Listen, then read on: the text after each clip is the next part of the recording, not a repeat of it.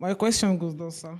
How can we keep our members motivated towards AMSA activities despite some challenges and some immoral acts which are becoming rampant in our various campuses? You see, as I have already said, the true teaching of Islam should be practiced and portrayed by every Ahmadi, right? So, an Ahmadi Muslim should be a true portrayal of the Islamic teaching, right? And if you ask your students, make them realize that being an Ahmadi, this is their duty. And time to time, just keep on reminding them their bond with Ahmadiyyat by sending them the conditions of the Bai'at. These are the conditions on which you accepted Ahmadiyyat, and this is your bond, and this is your promise that you will give precedence to your religion on the worldly matters, right?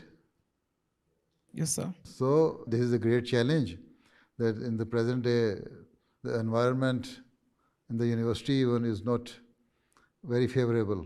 Girls and boys, sometimes they go to the extent to make intimate relations with each other, right?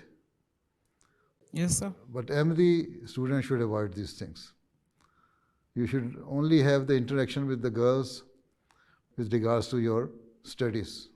It is not a sin to talk to a girl, but it is sin to go to the extent where your relations are un-Islamic or immoral. This is why Allah Ta'ala says there should be a distance between man and woman. This is why there's a commandment of hijab and veil. This is why it is the saying of the Holy Prophet ﷺ that if you want to get married, you should try to pick a girl who is religious minded and pious. So, if our students realize all these things, then they will try to change themselves. You see, we are here to change the world. We claim that we are going to reform the world. If we ourselves indulge in these bad things, then how can we fulfill our promise? In your Khuddam Ahmadiyya pledge, you say that I will sacrifice my this.